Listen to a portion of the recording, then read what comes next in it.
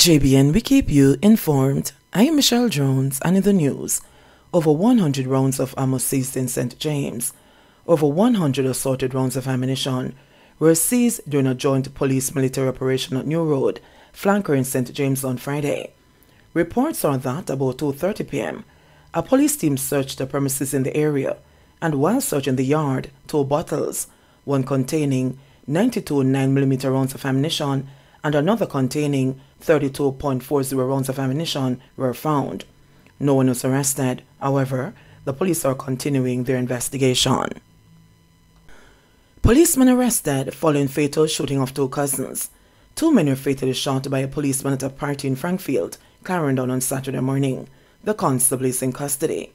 The deceased have been identified as cousins, Jerome Smith and Clayton Pink, both of James Hill in Clarendon. The Clarendon police confirmed that the 3 men were at the Frankfield town car park at a party when an altercation developed between the policeman and Clayton Pink. It's alleged that Pink flung a bottle which hit the constable in the face. The policeman reportedly pulled his firearm and shot Pink. Jerome Smith, who was in the vicinity, was also hit. Pink and Smith were pronounced dead at hospital. Police seek help identifying body dumped in Kingston Harbor. The police are probing the death of a man who they believe was killed and his body dumped in the Kingston Harbor on Friday. His identity has not yet been ascertained. The body was removed from the water by the Marine Police. It had lacerations to the forehead and swelling to the right side of the face. According to the police, the man appears to be in his 40s and about 5 feet 8 inches tall. He was wearing red sweatpants, black underpants, a yellow sleeveless shirt, and a pair of white sneakers. The police are seeking the public's help to identify the body. They are urging those who can assist the investigation to call the Hunts Bay Police at 923-7111. 4 children mowed down by a delivery truck in Halfway Tree. 4 children were mowed down by a delivery truck Friday afternoon along Eastwood Park Road in Halfway Tree, St. Andrew. There are unconfirmed reports that one of the children died as a result of the accident. The Corporate Communications Unit, the information arm of the Jamaica Constabulary Force, confirmed the incident but could not give any updates on the medical condition of the children. The children were transported straight to hospital. We have no updates on their condition yet, a CCU representative said. Reports are that a delivery truck slammed into the 4 children who attend a primary school in the area. Gabriel King's mom now liable for arrest, say police. The police say they'll attempt to locate Amoyle and Issa to enforce the court ruling that she grant them access to her phone as they investigate the murder of her 9-year-old son, Gabriel King. After twice refusing to comply with a court order to provide the password for the phone, Leon Issa is now liable for arrest, lawmen said on Friday. What we'll be doing now is to make contact with her and to follow through the orders of the court, head of the police Area 1, Assistant Commissioner of Police Clifford Chambers, said on Friday afternoon. At this point, she can be arrested for breaching the court order. Thursday was the latest deadline missed, and Leon Issa's attorney, Chukwuemeka Cameron, indicated that evening that she had given him the go-ahead to appeal the court's decision to grant access to her iPhone 13 Pro Max. On Friday, Cameron doubled down on those comments, but would not say whether they had filed the necessary paperwork. However, ACP Chambers said the police have not been served with any legal documents to indicate that an appeal has been filed.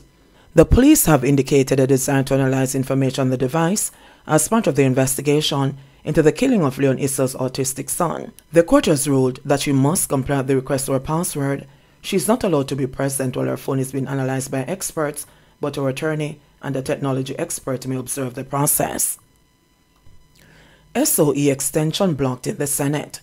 Government failed in its push to extend the states of emergency SOEs it declared for 7 parishes, as all 8 opposition senators voted no during the debate on a motion for the extension in the Senate on Friday. Despite pleadings by the leader of government business in the Senate, Kamina Johnson-Smith, and her government colleagues, the opposition closed ranks during what was a sometimes contentious debate. The SOEs were declared by Prime Minister Andrew Holness on November 15 for the initial 2 weeks as is legally allowed. Any extension for up to 3 months at a time must be sanctioned by a 2/3 majority in both houses of Parliament. The SOEs were imposed in sections of the so-called Southern Crescent of Kingston and St. Andrew, Clarendon and St. Catherine, and the tri-parish area of St. James Westmoreland and Hanover. On Tuesday, the government used its supermajority in the House of Representatives to achieve the required two-thirds majority to vote to extend the security measure until January 14, but the government needed to peel off the support of one opposition senator in the 21-member Senate in order to achieve the two-thirds majority in the upper chamber. The opposition senators voted no, despite the appeal from 15 private sector organizations and statistics presented by Holness on Tuesday that since the declaration of the SOEs, the murder toll for a one-week period had fallen to its lowest ever since 2015. As they have done repeatedly, opposition senators argued that the SOEs were unconstitutional and that matters were still before the court. Senator Donna Scott Motley took issue with what she said was the government's treatment of the SOEs as another tool in a toolkit to be used routinely. She argued that this was not contemplated by the Constitution. According to Scott Motley, the impression given by the government was that the SOE was the only thing that can help in the crime fight. Government Senator Ransford Braham rubbished a suggestion from his opposition counterpart Lambert Brown that the government, rather than asking the opposition for its support to extend the security measure, should instead just make a declaration every 14 days until it achieved its objective.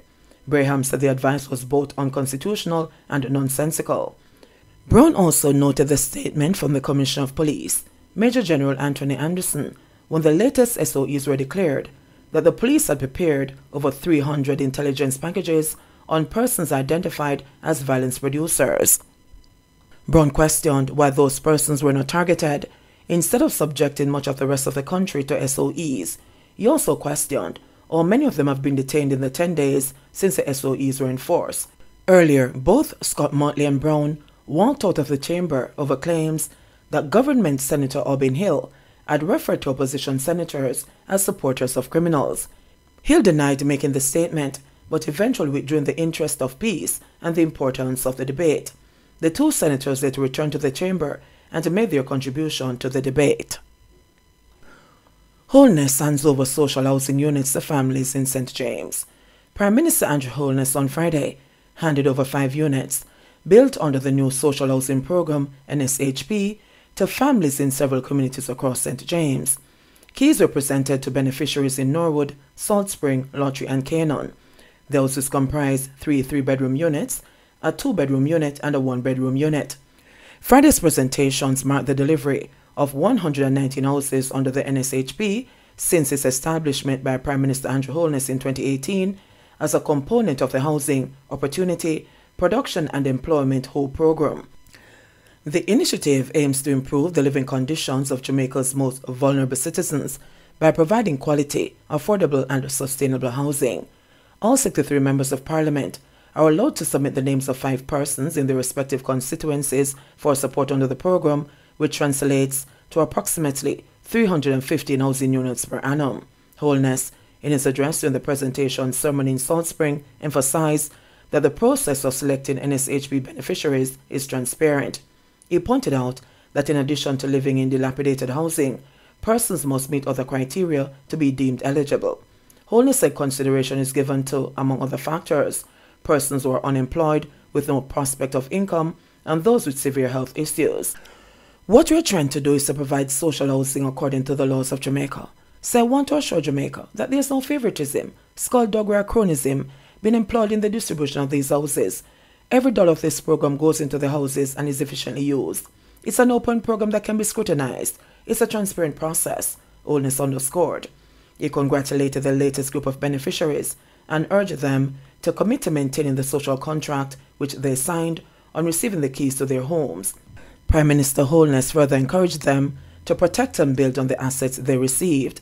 Beneficiary Diane Allen told JS News that she felt great knowing that herself and her physically disabled brother now have a 2-bedroom house to call home after living in dilapidated conditions for decades. Things were never that easy, but we tried to make it better. He is blind, can't talk and is deaf. So thanks to Mr. Andrew Holness, Leroy Clark, and all those who made it possible for him, she said. Barrington and Charmaine Brown of Lottery were equally ecstatic to move into their new home with their 2 children. We have a nice, beautiful home, and it's a more spacious and better environment for our kids, said Brown. 50 new garbage trucks to be deployed next week. The 50 new garbage trucks recently acquired by the government will be deployed next week. The trucks represent half of the number the government is procuring to boost the fleet of the National Solid Waste Management Authority, NSWMA. Communities across the island have been complaining about a pileup of garbage, which the NSWMA has blamed on not having enough trucks. Executive Director of the NSWMA, Audley Gordon, said that the new units will make a huge difference. Once they're handed over, they'll be in the communities and we'll begin the process of trying to pay back some of the debt that we have incurred with the people, he said. He acknowledged that the 50 new trucks will not be enough to solve the island-wide garbage collection problem. Another 50 are scheduled to be added to the fleet shortly, but sought to assure the public that it will give us a good boost and we'll be able to push a little quicker through the communities more efficiently and cut the complaints down significantly. In sports news, York Castle qualify for first Ben Francis semis. York Castle High School are the only first-time semi-finalists in the Issa Ben Francis knockout competition after eliminating Dintle Technical 5-4 on penalties after playing out a 2-2 draw in their quarter-final game played at the Mount Pleasant Academy in St. Ann on Friday. The Centon-based school joins defending champions Edwin Allen High, and two former champions, Glenmuir High and Rossies High, were also winners on Friday. Defending champions Edwin Allen High stayed on course to retain their title after beating Garvey Masio High 2-0 at Garvey Masio. Glenmuir High beat from Technical at Glenmuir, and Rossies High got by William Knibb Memorial at the Colin Miller Sports Complex in Lucy. York Castle, who had eliminated St. Elizabeth Technical in the first round, accounted for another winner when they ended Dintle Technical season by the narrowest of margins. After being eliminated from the Costa Cup competition a week earlier, Edwin Allen rebounded from their loss to Central Eye with a good win, as J. Thomas and Patrick Harrison scored in their game against last season's the Costa Cup champions. Glenmuir High cruised to a 4-0 win over from Technical, who were winless in their last 5 games across the Costa Cup and Ben Francis KO competitions. Tajon Cummings scored a brace, while Kyle Gordon and DeAndre Johnson got the other goals, as Glenmuir High stayed on course for a 6th goal on the title and first since 2009. At the Colin Miller Sports Complex in Lucy, Rossies High got the better of William Knibb Memorial 3-1 from the penalty spot after they played out to a 0-0 draw in regulation time. Edwin Allen will take on Rossies, and Glenmuir High will take on York Castle High in Wednesday's semi-finals.